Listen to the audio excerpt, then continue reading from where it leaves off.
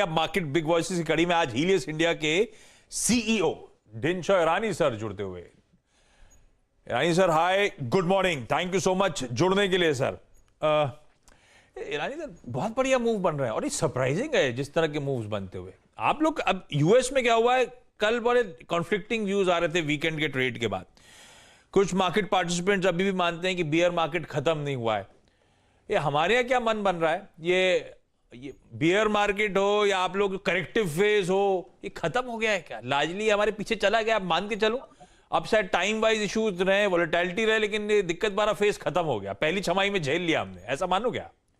जी आशीष जी, धन्यवाद आपके शो पे आमंत्रित करने के लिए और आपके और आपके व्यूअर्स को वेरी गुड मॉर्निंग।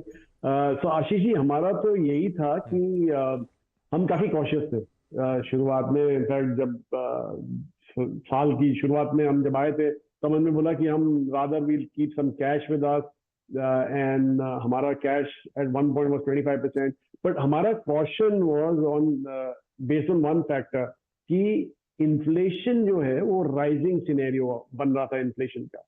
तो उसके चलते हमने बोला कि लेट्स बी कॉशियस। इन्फ्लेशन काफी जगह पे हिट आता है, एक तो सीधा डायरेक्ट हिट तो आपके वैल्यूएशन पे ही हो जाता है, बिकॉज जैसे ही इंटरेस्ट रेट बढ़ते हैं तो वैल्यूएशन कम हो जाते हैं, तो वैसा था। दूसरा प्रॉफिट्स में काम, कॉर्पोरेट के प्रॉफिट्स में इम्पैक्ट आता है, तो इसलिए हम कॉशियस हो गए and we raise quite a bit of cash. पर अभी आप अगर जो जून से हमने अपना व्यू थोड़ा चेंज करना चालू कर दिया, जैसे आपने बोला कि हमें लगता है कि जो बड़ा करेक्शन था वो तो देख लिया बाजार ने। मार्च का जो लो है वो शायद आपको वापस ना दिखे, हमारा तो यही कहना है, हमारा यही बिलीफ है। और इसके चलते हमने अपना पोजीशन कैश का थोड़ा कम करना चालू कर दिया। इनफैक्ट आज की तारीख में हमारे पास कोई 1-1.5% कैश ही पड़ा है और ज्यादा पड़ा नहीं है, हमने सारा डिप्लॉय कर दिया। तो हमें तो ये लगता है कि यहाँ से चलेगा बाजार। और ये रीजन इसलिए है क्योंकि अभी जो इन्फ्लेशन का सिनेरियो है हमें पीकिंग दिखता है। उल्टा आपको याद होगा जब हम लास्ट टाइम आए थे तब हमने यही बोला था कि सितंबर में आपको पीक होते हुए दिख जाएगा इन्फ्लेशन, शायद जल्दी हो जाए। हमें तो ऐसा लग रहा है अभी जुलाई अगस्त में ही आपको पीक दिखेगा और सितंबर से आपको डिक्लाइन दिखना चालू हो जाएगा, प्रोवाइडेड क्रूड जिस लेवल पे है वहीं पे रहे। इनफैक्ट $120 भी होता है तो भी आपको सितंबर के बाद आपको डिक्लाइन दिखना चालू हो जाएगा। दूसरा, आप दूसरे साउंड बाइट देखिए, यूएस से स्लो डाउन इमिनेंट है। मतलब आप वहां पे तो I am sure Fed is very happy कि उसको ऐसे सब साउंड बाइट्स मिल रहे हैं, जैसे एक्सेस वेयर हाउसिंग स्पेसेस हैं पड़ी हुई हैं, इन्वेंट्री पाइल अप हो रही है, फ्रेट रूट्स के प्राइसेस कम हो गए हैं डिफरेंट इंपोर्ट्स में, चाइना इंटरेस्ट रेट काट रहा है। तो ये सब तो जो पॉजिटिव मतलब एक्चुअली डिमांड के लिए नेगेटिव है, लेकिन I think given that inflation was the dominating factor, उसके लिए ये काफी पॉजिटिव न्यूज है कि inflation will be on the way down. Now the big question is कि अगर ये ज्यादा देर रिसेशन जो है एक शॉर्ट टर्म होना चाहिए, और अगर जो आप बॉन्ड यील्ड देखें यूएस की तो ऑलरेडी वो इंडिकेट कर रही है, लाइक आपकी 2 ईयर की बॉन्ड यील्ड तो डिसाइसिवली इन्वर्ट हो गई है एज कम्पेयर टू 10 ईयर। 5 साल अभी भी टिके हुए हैं, लेकिन मुझे लग रहा है कि वो भी शायद इन लाइन आ जाएंगे और may be fed is waiting for that only. तो देखते हैं अभी आगे क्या होता है, पर हमारा यही कहना है कि पेन खत्म हो गया है मार्केट में। थोड़ा ऊपर नीचे उतार चढ़ाव तो रहता ही है, पर यहां से ट्रेंड ऊपर का ही रहेगा आपका। खराब रहेगा लेकिन ट्रेंड ऊपर का। वो पेन जो था वो शायद खत्म हो रहा है। वो जो लोज देखे थे हमने जून में, अब शायद उसको रिविजिट या उसको ब्रीच ना करें, तो हमें पता है कि ज्यादा डाउनसाइड रिस्क नहीं और शायद आगे का आउटलुक बेहतर। आपने कमेंट्री खत्म करते करते फेड की बात छेड़ दी। अच्छा, फेड ने मन बनवाया था 75 बेसिस पॉइंट्स का, फिर वो इन्फ्लेशन वगैरह के आंकड़े आए, फिर मार्केट ने रीसेट कर लिया, 100 बेसिस पॉइंट्स की हाइक की हम लोग तैयारी कर रहे थे। अब फिर से वो कहा जा रहा है रीसेट हो गया, सब 75 मान के चल रहे हैं। ये अब दिक्कत जो होगी, 75 का बाजार प्राइसिंग कर रहा है और फेड जैसा पहला माना जाता है एग्रेशन वो दिखा देगा तो मूड बिगड़ जाएगा फिर से क्या बाजार का। या 75-100 के बीच में हम झूल रहे हैं, ऐसे कोई दिक्कत वाली बात नहीं, हमारा माइंडसेट तैयार है। हमें तो यही लग रहा है कि 75 और 100 के बीच में ही जो अगर झूलते रहे, 100 के ऊपर या तो ऑब्वियसली प्रॉब्लम है, लेकिन हमें यही लग रहा है कि 75 अगर जो बोला है, मतलब इंडिकेट किया लास्ट टाइम, तो 1% तो शॉक करने के लिए था सिस्टम को, बिकॉज जो हेडलाइन नंबर 9.1 का आया था वो काफी डरावना सा नंबर था। सॉरी, उस समय तो 8.6 था, इस बार 9.1 है। पर 9.1 का भी अगर जो आप नंबर देखे उसके बाद प्रेसिडेंट बाइडेन ने एक स्टेटमेंट दिया था कि इतना डरिएगा मत ये नंबर देख के कि ये तो हिस्टोरिक नंबर है। अगर जो आप आगे का देखें तो commodities have come down, crude has come down, natural gas prices have come down, तो ये सब उन्होंने बोला था। तो इट्स ऑब्वियस कि इवन फेड इज कॉग्निजेंट, वो भी अवेयर है कि ऐसा सब हो रहा है। तो ऑब्वियसली इतना शॉक देने वाला नंबर अभी दे के फायदा नहीं है उनको। वो लोग ने भी देख लिया कि I think peak out inflation हो रहा है आस्ते आस्ते। तो इट्स फ्रॉम हियर ऑन हमें तो ये लगता है कि ये जो आपका जुलाई का जो नंबर आएगा उसके बाद it will be a steady play, मतलब 50 बिप्स ऐसा करके चालू हो जाएंगे वो आस्ते आस्ते करके। एंड इनफैक्ट ज्यादा सरप्राइजिंग नहीं होगा अगर जो मिडिल ऑफ 23 में इंटरेस्ट रेट्स काटना चालू कर दें, बिकॉज यही हुआ था। अगर जो आप देखिए, अगर जो हिस्ट्री में आप जाए तो 60 साल में फेड ने ऐसे 10 मूव किए हैं इंटरेस्ट रेट हाइक के, जिसमें से 7 में दे एंडेड अप इन अच्छा खासा रिसेशन, मतलब 4-5 क्वार्टर का रिसेशन आ गया था, बिल्डिंग हो गया था, 2-2, 3-3 साल का रिसेशन हुआ था। तो उसके चलते तो Fed also is aware, but 3 cycle जहां पे वो पॉजिटिव रहे, जहां पे लैंडिंग सॉफ्ट रहा, रिसेशन नहीं हुआ इतना बड़ा, वहां पे फेड ने अपना मिस्टेक रियलाइज किया और बैक ऑफ हो गया और फेड का इंटरेस्ट रेट कट चालू कर दिए। तो हमें यही लग रहा है कि इस बार भी फेड अपने पिछले जो 3 साइकिल से, जो 84, 94 और आई थिंक 2018 के थे, इतने रिसेंट थे, तो वो देख के दे विल रियलाइज कि एक बार इन्वर्जन चालू हो जाता है यील्ड कर्व का, तो it's better to back off than be more aggressive. तो हमें तो ये लग रहा है कि हो गया अभी।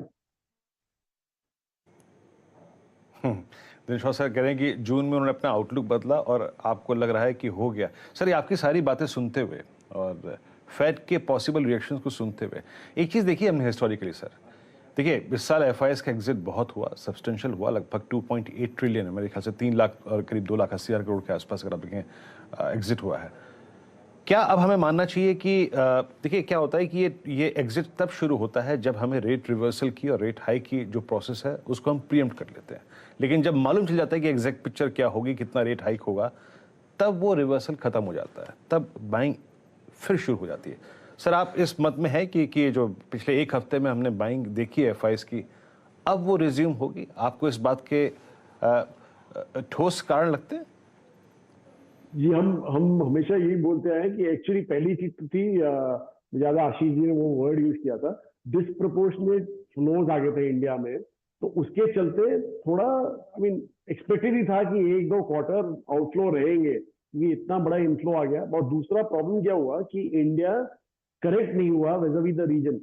तो रीजन काफी करेक्ट हो गया ये ईयर टू डेट में, और उसके चलते इंडिया का जो प्रीमियम था, जो 35% के आसपास रहता है नॉर्मली, 30 से 35% के आसपास वैल्यूएशन प्रीमियम की बात करो vis-a-vis the emerging Asia market, वो 70-75% हो गया था। तो वो अभी प्रीमियम घट घट के वापस 42-43% ऐसे आ गया है, which is more less in line with our historic premium अगर आप देखें तो वो is a very big positive for the FI. तो वो देख रहा है कि अभी इंडिया ज्यादा करेक्ट हो गया है, मतलब करेक्ट हो गया in the terms of valuation, तो इसलिए अभी रुक जाइए, थम जाइए थोड़ा, अभी ज्यादा सेलिंग करना नहीं है। और वो जो डिस्प्रोपोर्शनल फ्लो आए थे वो तो वैसे ही करेक्ट हो गए थे पहले 4-5 महीने में। तो अभी हमें यही लग रहा है कि looking at the valuation, India का वैल्यूएशन ऑलरेडी आप देखिए तो 10 साल के एवरेज पे आ गया है अभी, जो कि एक 2 स्टैंडर्ड डिविएशन अवे हो गया था एक टाइम पे। अभी it is close to around 16.5-17 times, which is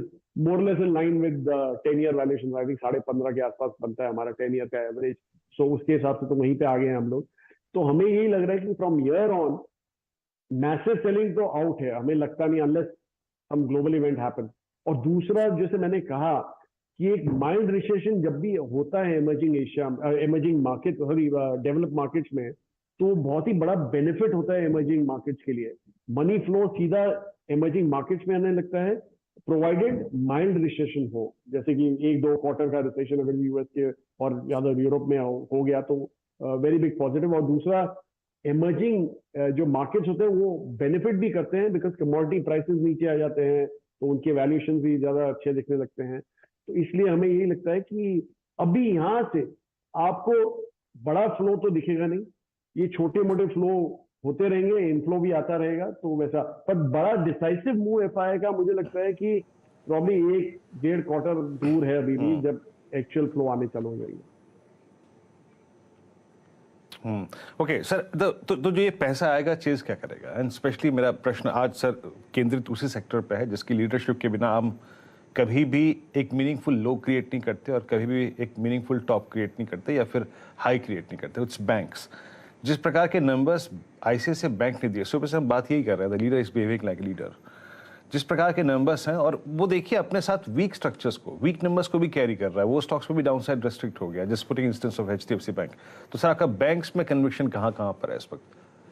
जी देखिए, हमारा तो पहले से ही प्राइवेट सेक्टर बैंक्स पे ही कन्विक्शन था और हमारा कहना यही था कि अगर जो एक राइजिंग इंटरेस्ट रेट सिनेरियो आता है and which is playing out actually, आप देखिए सबके रिजल्ट जो आ रहे हैं, निम्स हर एक में एक्सपेंशन ही आ रहा है आपको, क्योंकि यहाँ पे क्या होता है कि जो प्राइवेट सेक्टर बैंक है उनका शॉर्ट टर्म लेंडिंग रहती है, रिटेल ज्यादा एक्सपोजर रहता है, तो रिटेल में हमेशा शॉर्ट टर्म लेंडिंग ही होती है और फ्लोटिंग रेट लेंडिंग होती है, तो उसके चलते सीधा करेक्शन आ जाता है आपके लेंडिंग रेट्स में, वो बढ़ जाते हैं। पर आपका जो बोरोइंग है वो स्प्रेड आउट होता है, रफली अराउंड 1.5-2 ईयर्स के बाद आपको दिखेगा कि वो बिल्ड इन होना चालू हो जाएगा ऑन द बोरोइंग रेट। तो ये जो 1.5 से 2 साल के बीच में है, तो आपको निम्स बढ़ते हुए दिखेंगे यहाँ पे, और यही देखा आपने in the case of ICICI bank, तो काफी एग्रेसिव निम एक्सपेंशन देखा आपने। तो हमारा कन्विक्शन यहीं पे है और हम तो यहीं जुटे रहेंगे। और जैसा आपने बोला कि एफआई के फ्लोज जब चालू, बाय द वे सबसे बड़ा हिट जो लगा था वो बैंकिंग सेक्टर को ही लगा था बिकॉज ऑफ आउटफ्लोज, काफी सेलिंग हुई है उस सेक्टर में। तो एक बार आप देखेंगे कि पैसा बाहर से आना चालू हो जाता है तो यही सेक्टर में आपको एक्सपेंशन दिखेगा, और एक्चुअली होना भी चाहिए क्योंकि 1/3 इंडेक्स का पोर्शन आपका banking and insurance and financial sector ही है, तो उसके चलते तो उसको ही बेनिफिट होना चाहिए देखते हुए। और ये जब बाहर का पैसा आता है एफआई का, वो मेनली लार्ज कैप ही देखते हैं, इंडेक्स हेवी वेट्स ही देखते हैं, तो उसके चलते तो यहीं पे बेनिफिट दिखना चाहिए आपको। Okay Rani sir, thank you so much जुड़ने के लिए और वो कन्विक्शन के अंडरटोन के लिए खास तौर पे। एक तो स्माइलिंग फेस और उस पर से कन्विक्शन। तो वो जो लोज हैं, अब ध्यान रखें, प्राइस वाइज डैमेज हो चुका है। मतलब अब अगला 6 महीना वॉलेटाइल मानूं या अगला 6 महीनों एक मोटी कमाई हो जाएगी सर? जी देखिए, आप जो सेक्टर्स में अगर जो आपको कन्विक्शन है, मुझे तो लगता है कि अगला 6 महीना कमाई के ही लगते हैं, मोटी पता नहीं कि छोटी वो नहीं पता, बस कमाई के ही लगते हैं। हाँ, तो जो डाला है वो जाएगा नहीं, उससे खुशी मिल जाती है हम रिटेल को तो। Irani sir, thank you so much जुड़ने के लिए। इस बीच अच्छा, नीरज वाजपेयी सुबह बता रहे थे बंधन बैंक स्टॉक दिखाइएगा, बंधन बैंक के रिजल्ट्स रिलेटेड इश्यूज, शुरुआत भी कम